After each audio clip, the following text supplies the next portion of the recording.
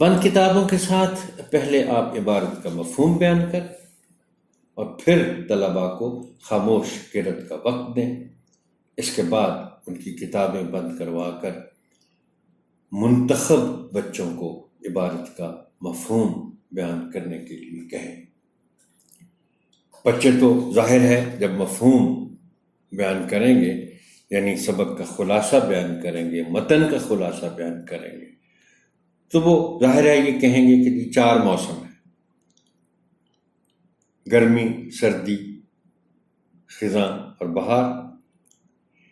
لیکن آپ بھی اس میں شریک ہو سکتے ہیں اور اس طرح شریک ہو سکتے ہیں کہ لفظ موسم کے مجازی معنی بتائیں،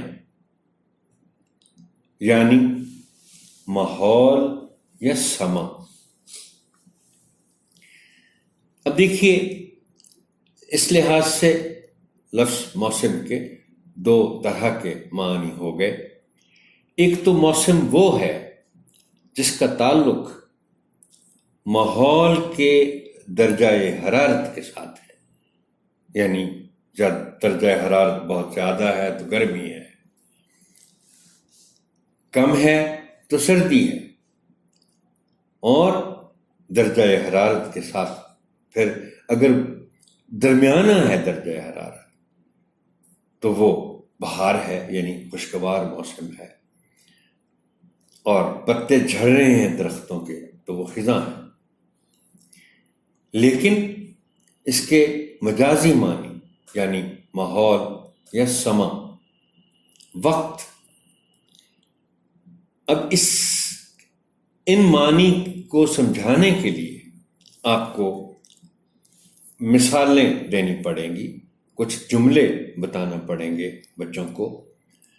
اور بڑی ایک دلچسپ مثال جو میرے ذہن میں اس وقت آ رہی ہے وہ یہ ہے کہ بعض اوقات کوئی ملازم یا ملازمہ اپنے افسر کے دفتر میں جانا چاہ رہا ہے یا چاہ رہی ہے، اور جب وہ افسر کے دفتر کے دروازے کے باہر انتظار میں ہے کہ میں اندر جاؤں، تو فرض کریں کہ اندر سے ایک اس کا اور ساتھی دفتر میں کام کرنے والا وہ دفتر سے باہر آ رہا ہے. اب جو اندر جانا چاہتا ہے وہ باہر آنے والے سے پوچھتا ہے، ہاں جی موسم کیسا ہے، اندر موسم کیسا ہے. اب یہاں دیکھیں، موسم کا تعلق یہاں درجہ حرارت کے ساتھ بالکل نہیں ہے. اس کے پوچھنے کا مقصد یہ ہے کہ باس کا موڈ کیسا ہے. اور ہم چونکہ کلاس 3 کے بچوں کی بات کر رہے ہیں، 3ری جماعت ہے، یہ بچے آج کل کے ماشاءاللہ بہت ذہین ہیں، وہ سمجھ جائیں گے اس مثال کو. اور آپ بچوں کے حوالے سے بھی مثال دے سکتی ہیں موسم کی تشریح کے لیے کہ فرض کریں والد صاحب نے بلایا ہے کسی بچے کو اور وہ جا رہا ہے تو اندر سے اس کی بہن نکل رہی ہے. وہ بہن سے پوچھتا ہے موسم کیسا ہے اندر، یعنی والد صاحب کا موڈ کیسا ہے.